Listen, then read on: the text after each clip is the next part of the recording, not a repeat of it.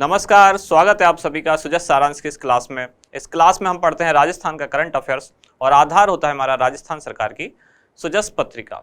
तो कुछ लोगों ने ये पूछा है कि सुजस क्या चीज़ है। तो राजस्थान सरकार की ये एक ऑफिशियल पत्रिका है, सामान्य भाषा में कह सकते हैं ये राजस्थान सरकार का न्यूज़पेपर है। आप जो भी न्यूज़पेपर पढ़ते हैं वो न्यूज़पेपर सरकार के नहीं है, वो किसी भी प्राइवेट ग्रुप के, प्राइवेट समूह या प्राइवेट फर्म के किसी के होते हैं। ये सरकार खुद अपना एक न्यूज़पेपर निकालती है। सरकार का सूचना एवं जनसंपर्क विभाग ये काम करता है, जिसमें सभी सरकारी योजनाएं, सरकारी जानकारी आम जनता तक पहुंचाने के लिए सुजस नाम से सरकार खुद अपना न्यूज़पेपर निकालती है। और उसी न्यूज़पेपर की जो डेली बुलेटिन है वो है सुजस ई बुलेटिन, जो कि इलेक्ट्रॉनिक फॉर्म में है, मतलब कि ये ऑनलाइन ही आता है, ये ऑफलाइन नहीं आता ई बुलेटिन। तो इसी को लेके आधार बना के हम हर दिन की न्यूज़ डिस्कस करते हैं। शुरुआत करते हैं आज की हेडलाइन के साथ। सबसे पहले न्यूज़ क्या है? आम जन को सरकारी अधिकारियों की जवाबदेही का अधिकार। तो दरअसल सरकार एक कानून ऐसा लाने वाली है जिसमें कि जो सरकारी कर्मचारी हैं, सरकारी अधिकारी हैं, उनकी जवाबदेही सुनिश्चित हो सके और अगर वो अपने काम में लापरवाही बरतते हैं तो उनके अगेंस्ट कुछ एक्शन किया जा सके, कुछ दंडात्मक कार्रवाई हो, कुछ जुर्माना हो या कुछ सजा हो। तो इस न्यूज़ को आज डिटेल में देखेंगे। आगे चलते हैं। यह है किसानों को फसल खराबे पर उचित मुआवजा देंगे। तो ये कौन सी न्यूज़ है? ये है प्रधानमंत्री फसल बीमा योजना, उससे संबंधित जानकारी है। फसल बीमा योजना को हम 2-3 बार पहले देख चुके हैं, तो आज इसको रिपीट नहीं करेंगे। और इधर है समर्थन मूल्य पर खरीद किसकी? मूंग, उड़द, सोयाबीन एवं मूंगफली के लिए ऑनलाइन पंजीयन 27 अक्टूबर से शुरू होगा। तो सामान्य सी एक जानकारी है। इधर हमारे काम की एक चीज़ है, जो वन लाइनर जितने एग्जाम है उनके लिए जरूरी है कि करौली कटकड़ नई उप तहसील बनेगी। करौली जिले में एक जगह है, कौन सी? कटकड़, इसको उप तहसील बनाया जाएगा। और जयपुर के 7 चौराहे सिग्नल फ्री होंगे। ये एक सामान्य जानकारी है जिसमें कि ट्रैफिक जाम से निजात मिलेगी। इधर एक न्यूज़ है कि त्रिस्तरीय जन सुनवाई होगी। ये प्रशासन की एक खबर है जिसमें आम जनता की जो समस्याएं हैं उनके निपटारे के लिए 3 स्तरों पर सुनवाई की जाएगी। पहला ग्राम पंचायत स्तर, दूसरा उपखंड स्तर और तीसरा जिला स्तर। और ये न्यूज़ हमारे काम की है, हर एग्जाम के लिए इंपॉर्टेंट है कि जस्टिस श्री मित्तल ने मुख्य न्यायाधीश की शपथ ली। तो राजस्थान हाई कोर्ट के 40वें मुख्य न्यायाधीश बनाए गए हैं। कौन? जस्टिस पंकज मित्तल। अब चलते हैं आगे। अगली न्यूज़ क्या है? अब हस्तशिल्प उत्पाद ऑनलाइन मिलेंगे। तो कहाँ मिलेंगे, कौन से प्लेटफॉर्म पर? ये है ebazaar.rajasthan.gov.in पर राजस्थान सरकार ये प्रयास कर रही है कि अपने हस्तशिल्प जो उत्पाद हैं या हमारे यहाँ के जो हस्तशिल्पी हैं उनकी जो आर्थिक स्थिति है उसमें सुधार किया जाए। साथ ही राजस्थान की एक वैश्विक पहचान बनाई जाए, जिसके लिए ये ऑनलाइन इनकी बिक्री शुरू की गई है। इधर है आईटी हुई आसान। आईटी से सामाजिक सुरक्षा हुई आसान। तो इंफॉर्मेशन टेक्नोलॉजी का यूज करते हुए या तकनीक का यूज करते हुए क्या क्या राजस्थान में नवाचार किए गए हैं? जैसे 90 लाख से अधिक पेंशनरों को डीबीटी डायरेक्ट बेनिफिट ट्रांसफर के माध्यम से सामाजिक सुरक्षा पेंशन दी जा रही है। घर बैठे ई मित्र की सुविधा के लिए पायलट प्रोजेक्ट के तौर पर ई मित्र एट होम ये सेवा शुरू की जा रही है पायलट प्रोजेक्ट के तौर पर। और राजीव गांधी केंद्रों पर 500 से अधिक सेवाएं ऑनलाइन प्रदान की जा रही हैं। तो जो हमने राजस्थान सेकंड ग्रेड एग्जाम या थर्ड ग्रेड एग्जाम के लिए जो एक सीरीज शुरू की है, कल उसमें भी एक क्वेश्चन था कि, और वो क्वेश्चन क्या था, कल नहीं आज ही सुबह 8 बजे वो अपलोड हुई थी। उसमें क्वेश्चन क्या था कि मुख्यमंत्री हमारी जिम्मेदारी योजना, ये इसका संबंध किससे है? 4 ऑप्शन आपको दिए हुए थे। तो उसका भी आंसर ऐसा ही था कुछ, अगर आपको याद हो, कि वो योजना भी किस लिए चलाई जा रही है कि ई मित्र सेवा केंद्र जो है उनकी सुविधा उन लोगों को मिल पाए जो वहाँ नहीं पहुँचने में सक्षम है। उस कैटेगरी में कौन कौन लोग थे? कुछ बुजुर्ग थे, विधवाएं हैं, या फिर जो सिलिकोसिस से पीड़ित व्यक्ति हैं, या फिर दिव्यांग हैं। तो उनके लिए सरकार ने एक योजना चलाई जिसमें 181 नंबर पर कॉल करके उनको ई मित्र सेवा केंद्र प्रदाता जो है वो घर पे आएगा और वो सुविधाएं देगा और सारी सुविधाएं निःशुल्क होंगी। तो ऐसे ही यहाँ भी एक सुविधा है जो पायलट प्रोजेक्ट के तौर पर शुरू की गई है, वो है ई मित्र एट होम।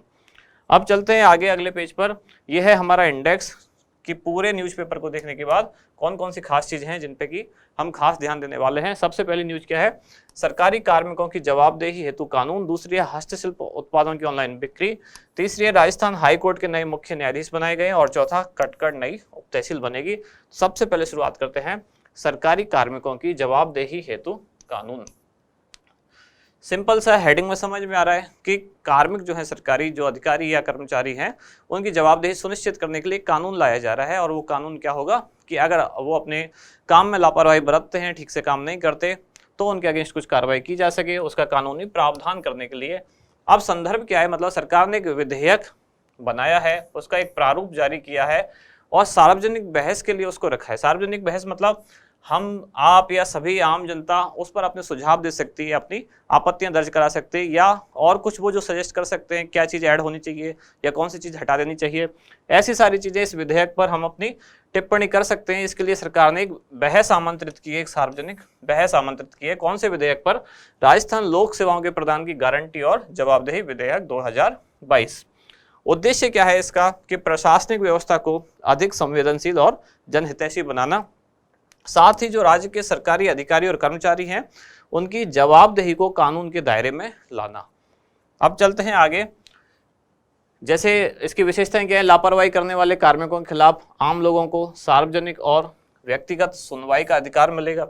कानून आने से क्या होता है? कानून ना आने से पहले भी स्थिति तो थी कि जो भी सरकारी कर्मचारी या अधिकारी हैं वो अपनी जिम्मेदारी के साथ अपना काम करें, लेकिन कानून आने के बाद फायदा ये होता है कि अगर वो ऐसा नहीं करते हैं तो उनके अगेंस्ट क्या कार्रवाई की जाएगी, इसको ध्यान में रखते हुए कानून लाया जा रहा है। ये विधेयक लाया गया है अभी। इसमें दोषी कार्मिकों पर दंड या जुर्माना लगाया जा सकता है, अभी तक ऐसा प्रावधान नहीं है। कार्मिकों का सोशल ऑडिट किया जाएगा और परफॉर्मेंस ऑडिट, मतलब वो काम कैसा कर रहे हैं, एक तरीके उनका जो वर्क है उसका रिव्यू या फीडबैक उनका किया जाएगा। कानून का ड्राफ्ट राज्य सरकार के कौन से पोर्टल पर? तो जन अभियोग निराकरण विभाग की कौन सी साइट, वेबसाइट है rpg.rajasthan पर उपलब्ध है। इस पर वो जो पूरा पोर्टल है या पूरा जो प्रारूप बना है, ड्राफ्ट जो अभी बना हुआ है, उसको सरकार ने डाला हुआ है, जिस पर आप लोग 9 नवंबर 2022 तक, सामान्य जो भी जनता है वो 9 नवंबर 2022 तक अपने सुझाव भेज सकते हैं। आप भी अपने सुझाव जरूर भेजें। पृष्ठभूमि क्या है, इस कानून की क्या जरूरत है? ये वर्ष 2011 में सबसे पहले आया राजस्थान लोक सेवाओं की प्रदान की गारंटी अधिनियम, फिर वर्ष 2012 में आया राजस्थान जन सुनवाई का अधिकार अधिनियम, फिर सितंबर 2019 में आया कानून का जो प्रारूप अभी आया है। इस कानून का प्रारूप तैयार करने के लिए किसकी अध्यक्षता में? श्री राम लोभाया की अध्यक्षता में एक समिति गठित की गई। तो ये नाम इंपॉर्टेंट है। अभी जो ड्राफ्ट पेश किया गया है, जो सार्वजनिक बहस के लिए रखा गया है, वो किसकी अध्यक्षता में कमेटी निर्मित की गई थी? तो श्री राम लोभाया की अध्यक्षता में वो कमेटी निर्मित की गई थी जिसने ये कानून तैयार किया है, अभी विधेयक तैयार किया है। और वर्ष 2020 में इन्होंने, ये जो समिति बनी थी, इस समिति ने अपनी रिपोर्ट प्रस्तुत की और कानून का ड्राफ्ट तैयार किया, और अक्टूबर 2022 मतलब अभी, अब इस विधेयक को या कानून के ड्राफ्ट को सार्वजनिक चर्चा के लिए जारी किया गया है। अब चलते हैं आगे। हस्तशिल्प उत्पादों की ऑनलाइन बिक्री। तो सरकार चाहती है कि राजस्थान का जो भी हस्तशिल्प जो मार्केट है उसको वैश्विक किया जाए, मतलब पूरी दुनिया में अगर किसी को भी राजस्थान का हैंडीक्राफ्ट खरीदना है तो वो ऑनलाइन उसको खरीद सके। इसके लिए सरकार ने ebazaar.rajasthan.gov.in पर क्या किया है, एक वेबसाइट लॉन्च की है। यहाँ से आप जो ये ऑनलाइन प्रोडक्ट हैं पूरी दुनिया में बैठा कोई भी व्यक्ति यहाँ से खरीद सकता है। और साथ ही फेसबुक का एक पेज बनाया है, जो कौन सा है, Rajasthali handicraft emporium. Facebook page पर भी ये प्रोडक्ट जो है वो बिक्री के लिए उपलब्ध रहेंगे। उद्देश्य क्या है? राजस्थान के हस्तशिल्प कारीगरों को आर्थिक रूप से सशक्त बनाना और उनके लिए विश्वव्यापी मंच तैयार करना। ये विश्वव्यापी मंच तैयार करना सरकार का मूल उद्देश्य है। सरकार यही चाहती है कि राजस्थान को वैश्विक किया जाए। यहाँ के जो प्रोडक्ट हैं या यहाँ का जो मार्केट है, यहाँ के जो हस्तशिल्पी हैं या यहाँ का पर्यटन है या यहाँ की विरासत है, उसको एक ग्लोबल मार्केट मिले। तो उन सब के लिए ही ये लगातार प्रयास किए जा रहे हैं। आगे राजस्थान हाईकोर्ट के नए मुख्य न्यायाधीश।